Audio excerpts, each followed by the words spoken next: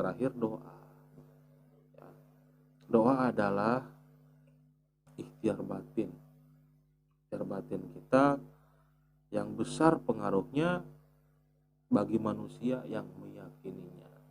Kadang orang berdoa, saya tuh selalu berdoa, minta terus pada Allah. Tapi mana?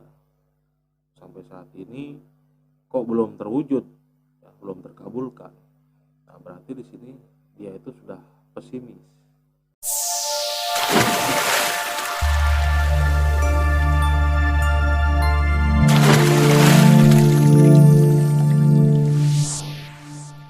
Baik, Assalamualaikum warahmatullahi wabarakatuh. Bertemu lagi dengan saya Setia Nur Tegar. Saya Nurul Huda. Nah, ini ada sedikit berbeda penampilan. Gimana penampilan saya hari ini? Bercanda. Kaifa haluk? Nom. Ana bil khair. Anda bil khair. Anta kirdun? Na'am. Nom. Oke. Anta kirdun jiddan? Na'am. Artinya? Anda orang lelaki maco? Iya. Anta kirdun jiddan? Nom. Oke. Ya. Keren kan? Ya. Baik. Bahas apa nih?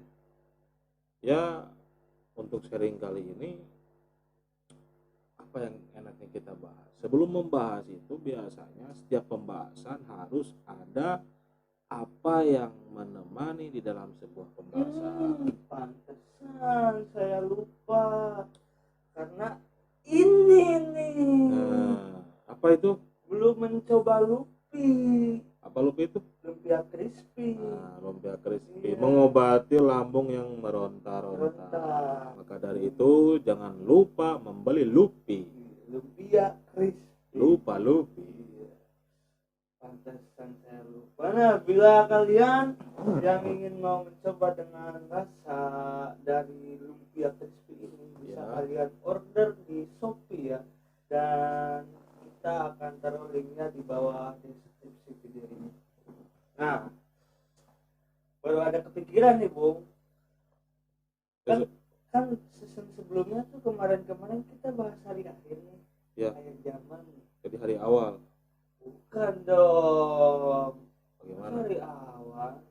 Lebih tepatnya kodo dan kodar. Oh, kodo dan kodar. Nyambung kan kalau menurut rukun Rukun apa tuh? rukun iman. Oke, rukun iman. Nyambung kan? Nah, kodo dan kodar ya. Ya, Dan saya mempunyai beberapa pertanyaan. Ya tentunya akan saya tanyakan lagi. silakan. Ya, mudah-mudahan Anda bisa menjawab semua ya dengan Ya. pertanyaan yang akan saya sampaikan. Baik, minum dulu lah.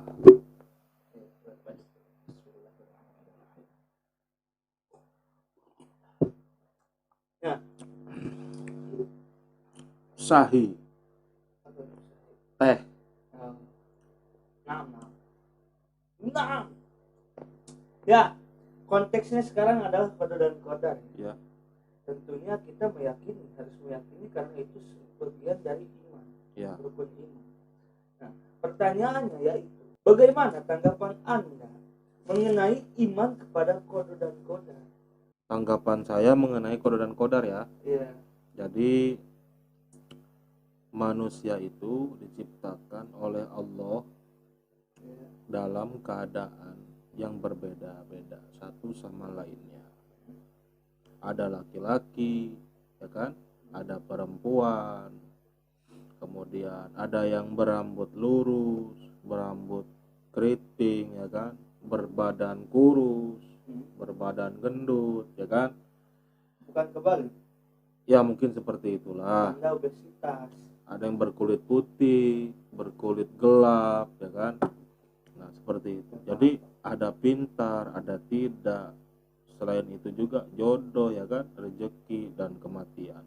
Itu telah menjadi ketetapan Allah Subhanahu wa taala. Semua merupakan hak Allah Subhanahu wa taala yang sering kali kita sebut dengan takdir. Nah, iman kepada kodo dan kodar merupakan rukun iman yang keenam dan wajib harus kita yakini tanpa terkecuali mengenali dengan sepenuh hati. Nah, itu. Jadi maksud kita mengimani, saya tambahi lagi ya, beriman kepada qada dan qadar itu keyakinan yang diyakini dalam hati dan diucapkan oleh lisan dan dilaksanakan oleh amal perbuatan. Nah, iman itu sendiri. Maka dari itu, iman kepada qada dan qadar berarti ya kita ini percaya dengan yakin sepenuh hati bahwa Allah Subhanahu wa taala mempunyai kehendak, ketetapan dan keputusan atas semua makhluknya, termasuk segala sesuatu yang meliputi semua kejadian yang menimpa makhluk, ya kan? Kejadian itu bisa berupa hal baik atau hal buruk, ya kan? Hidup atau mati, kemunculan atau kemusnahan. Jadi semua itu sebagai bukti atau menjadi bukti kebesaran Allah Subhanahu wa taala. Segala sesuatu yang telah ditetapkan oleh Allah Subhanahu wa taala itu bersifat azali. Ya, jadi apa sih maksud azali itu? Azali itu artinya ketetapan yang sudah ada sebelumnya keberadaan atau kelahiran makhluk. Jadi sebelum adanya makhluk itu sudah ditetapkan oleh Allah itu.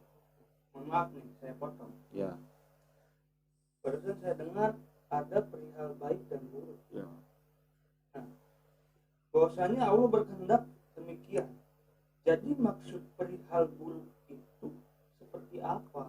Bisa Anda sederhanakan lagi?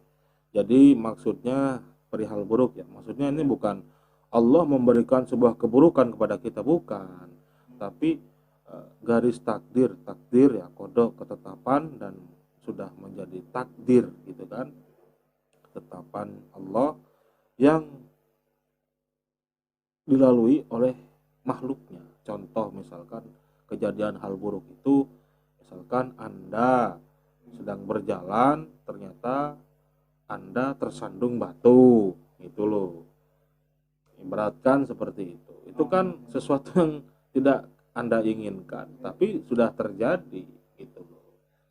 Dan itu sudah jadi bagian takdir. Dan kemudian ya contoh hal buruk itu ya sesuatu yang tidak kita inginkan, tetapi kita merasakan melaluinya gitu. Itu timba musibah lah. Itu adalah buruknya. Iya, jadi contoh hal buruk, sesuatu kejadian Kejadian tidak kita inginkan. Iya. Baik. Pertanyaan berikutnya yaitu saya juga bingung. Qada dan qadar itu apa sih? Baik. Perbedaannya gitu, apakah sama saja namun beda kalimat atau memang berbeda? Baik. Jadi secara kita bahas ya pengertiannya. Jadi qada secara etimologi atau secara bahasa artinya ketetapan. Jadi sedangkan qada menurut istilah ketetapan Allah Subhanahu wa taala kepada setiap makhluknya yang bersifat azali. Yang artinya ketetapan itu tuh sudah ada sebelumnya gitu. Jadi sebelumnya keberadaan atau kelahiran makhluk. Contoh yang namanya Setia Nur Tegar, ya bentuknya seperti ini gitu. Ya, tampan dan pemberani. Itu ya kan. Menurut Anda saya tampan? Ya, kalau bagi saya Anda tampan. Tampan sekali kan? Iya, bukan cantik kan. Kalau cantik itu wanita. Tingkat ketampanan kecantikan itu relatif ya? Iya, makanya ketampanan Anda pun relatif gitu. Relatif apa dulu? Baik.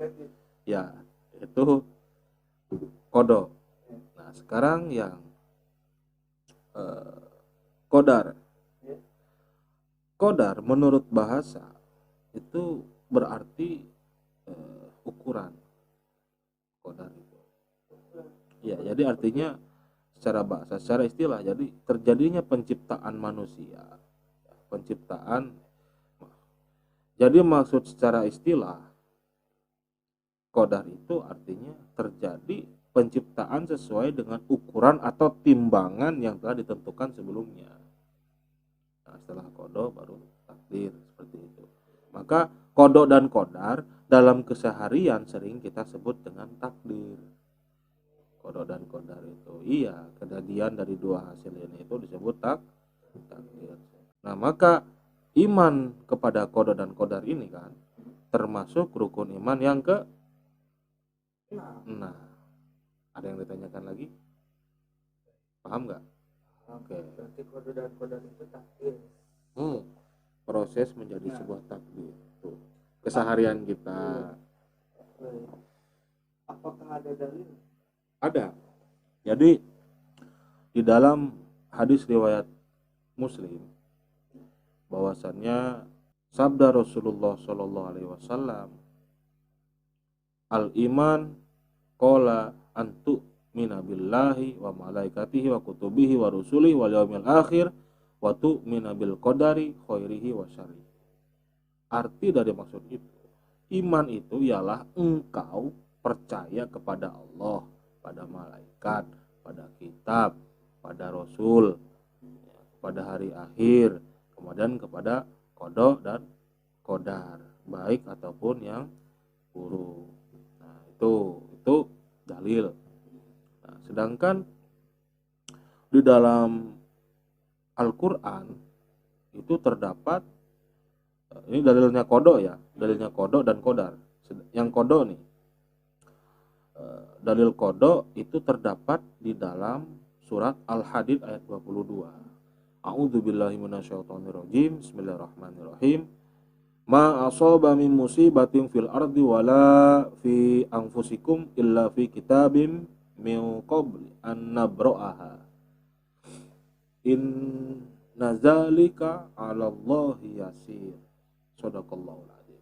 Arti ayat tersebut, setiap bencana yang menimpa di bumi dan yang menimpa dirimu sendiri, dalam ayat tersebut semuanya telah tertulis dalam kitab Lauhul Mahfuz, maksudnya sebelum kami mewujudkannya. Allah, firman Allah seperti itu bunyinya, sungguh yang demikian itu mudah bagi Allah Subhanahu wa taala. Nah, itu. Jadi itu dalil qadar. Ya, zaman azali itu ya, tetapan sebelum zaman azali. Sedangkan qadar artinya ukuran, kepastian dan peraturan. Jadi hal ini berarti Allah Subhanahu wa taala dalam menciptakan segala sesuatunya itu sesuai dengan ukuran yang dikehendakinya. Sebagaimana firman Allah Subhanahu wa taala di dalam Quran surat Al-Qamar ayat 49, A'udzubillahi minasyaitonirrajim. Bismillahirrahmanirrahim. Inna kulla syai'in khalaqnahu biqadar. Nah, al-ayat sadaqallahul adzim. Artinya sesungguhnya kami menciptakan segala sesuatu itu menurut ukuran. Nah, itulah dalil qada dan qadar.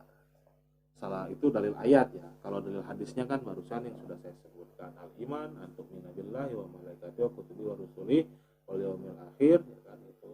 Terus wa tu'mina bil qadar, ya, bil qadari khairihi wa syarrihi. Itu adalah dalil.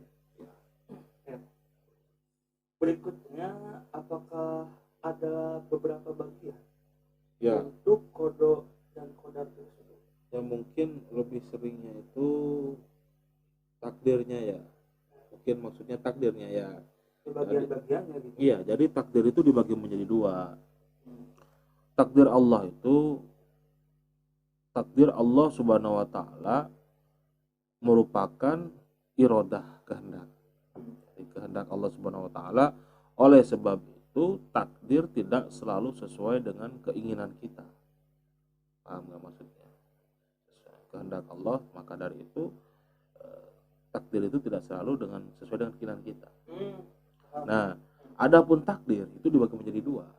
Yang pertama takdir mu'allaq, yang kedua takdir mubram. Maksudnya takdir mu'allaq itu yaitu takdir yang masih digantungkan pada usaha dan ikhtiar manusia. Contoh, kita terlahir tidak bisa membaca, lalu kita belajar, kita bisa membaca. Dari awalnya kita tidak tahu, maka kita menjadi tahu.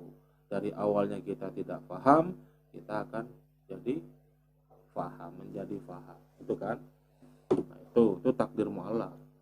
Nah, kemudian yang kedua, takdir mubram. Jadi takdir mubram itu yaitu takdir yang sudah tidak bisa dirubah oleh manusia walaupun ada ikhtiar dan tawakal. Kodrat. Iya, jadi takdir mubram itu takdir yang sudah tidak bisa dirubah oleh manusia walaupun iya, contohnya ya meninggal, wafat, ya kan, terus ya banyak contoh-contoh macam-macam. Tidak bisa dirubah oleh kita. Iya, itu Ya, kalau mu'allaq masih ya, bisa. kalau orang lebih cenderung bilang itu kodrat, sudah menjadi kodratnya seperti itu. Ya, mungkin itu Sederhananya gitu. iya, sederhananya yang bisa dibahasakan seperti itulah, Baik. diistilahkan. Dan itu adalah bagian-bagian Ya. bagian-bagian takdir. bagaimana bentuk wujud kita untuk beriman kepada qada dan qadar. Oke. Jadi beriman kepada takdir selalu terkait dengan empat hal. Empat hal yang selalu berhubungan dan tidak terpisahkan. Jadi keempat hal itu adalah sikap optimis terhadap takdir terbaik Allah Subhanahu wa taala. Apa saja sih empat hal tersebut? Yaitu satu, sikap optimis terhadap takdir terbaik Allah. Jadi kita harus optimis. Optimis itu sama dengan husnudon. Kita selalu optimis, berbaik sangka. Salah satunya apa yang sudah digaris takdirkan yang terbaik untuk kita. Yang kedua, ikhtiar. Jadi berusaha sungguh-sungguh untuk mencapai harapan, keinginan atau cita-cita. Karena seseorang menginginkan sesuatu, maka dia harus berusaha atau berupaya untuk meraihnya. Yang ketiga, tawakal. Apa sih tawakal itu? Yaitu berserah diri kepada Allah Subhanahu wa taala atas hasil usaha kita setelah berusaha ya, dengan sungguh-sungguh dan berdoa. Seseorang akan menyertakan tawakal dalam setiap tindakannya. Dengan usahanya akan berdampak positif terhadap kepribadiannya.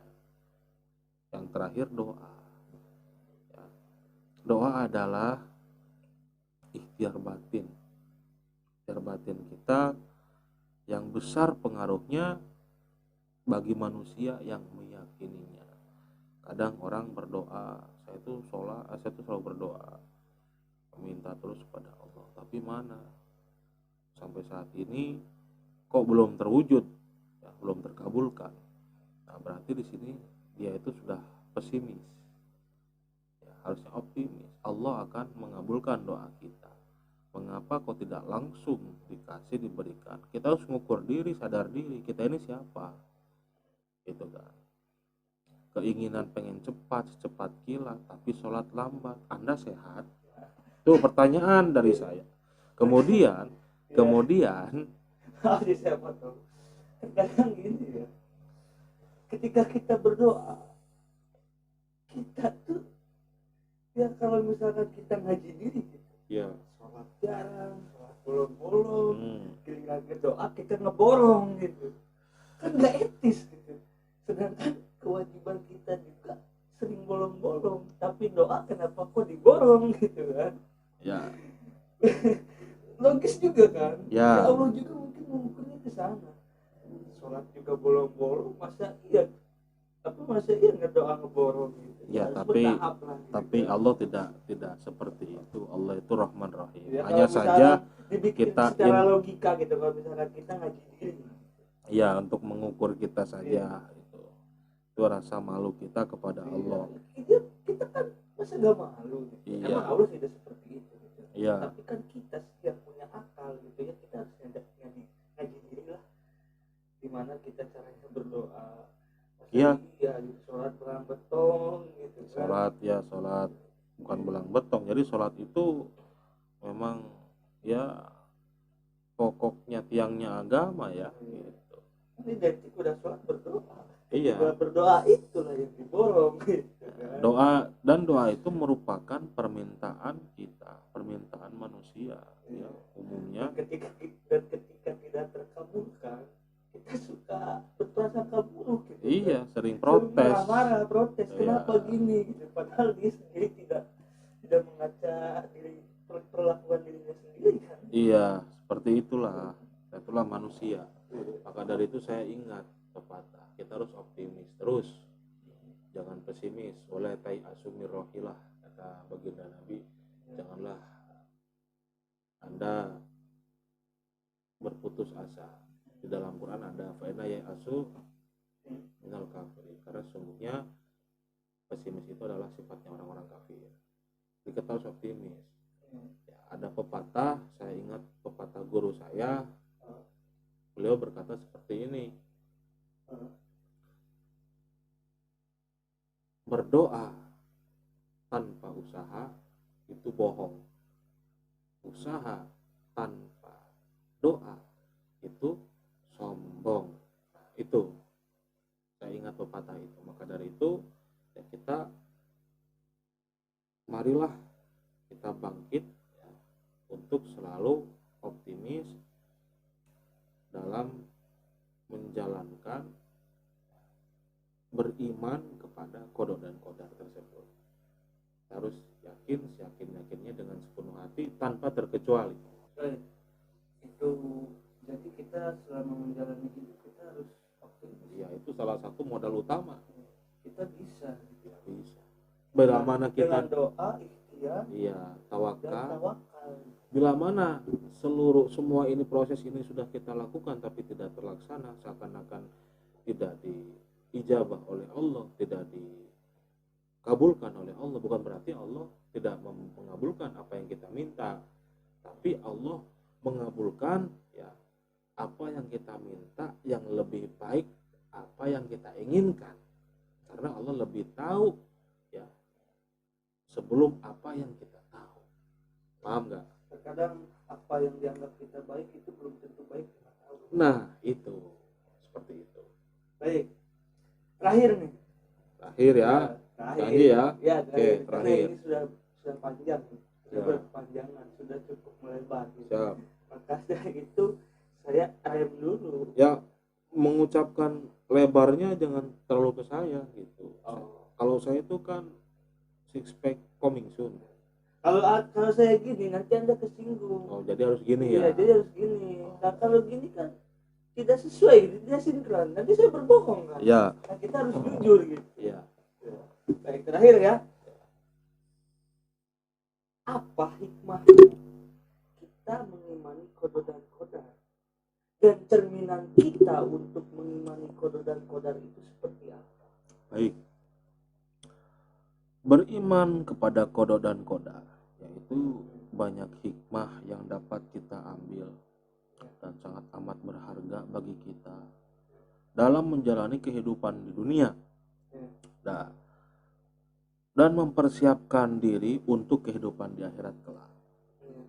Jadi apa saja sih hikmah yang Anda tanyakan tersebut? Maka saya akan menjawab ya, dengan apa yang pernah saya pelajari dulu waktu guru saya menjelaskan. Jadi hikmah di dalam mengimani kepada qada dan qadar itu ada 3.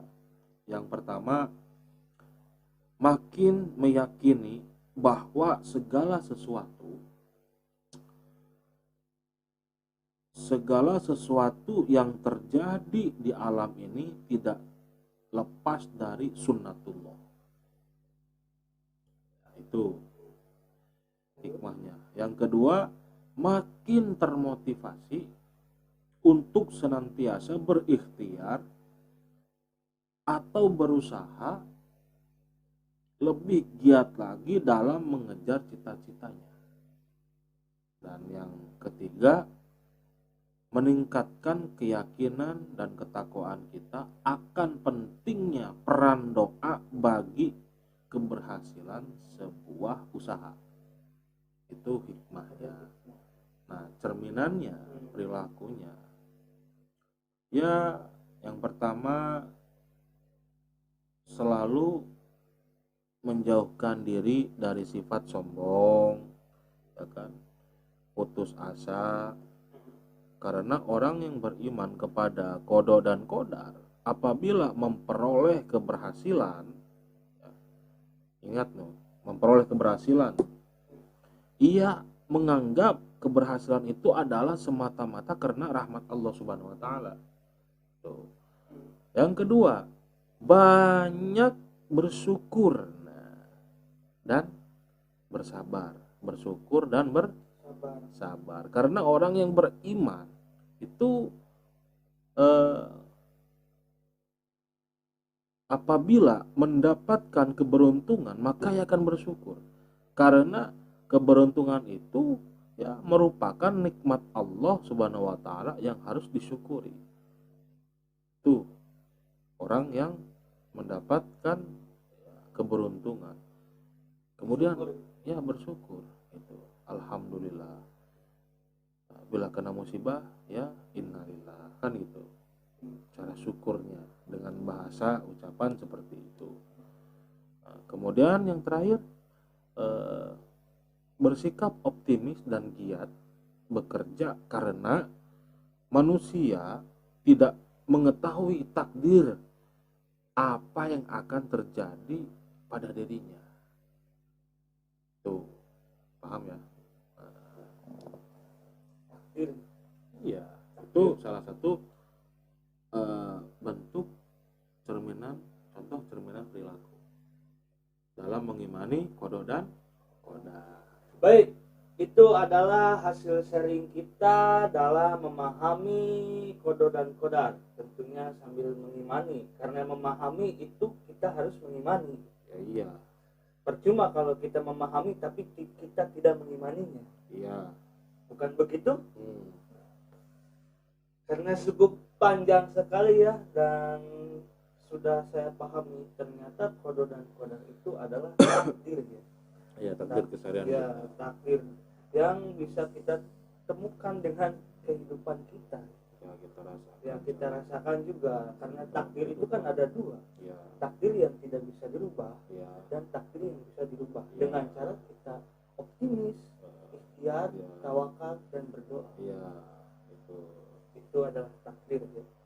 Baik, kita sudahi saja sampai di sini Pembahasan kali ini, ya. bila mana ada tutur ucap kata kami yang kurang berkenan, kami mohon maaf karena kami juga masih belajar, terus belajar ya, sharing Dan dan tentunya tidak bosan-bosan untuk memberi hal-hal positif. iya, daripada kita ngobrolin hal-hal yang gak bermanfaat, Ya. lebih baik kita sharing hal-hal yang bermanfaat.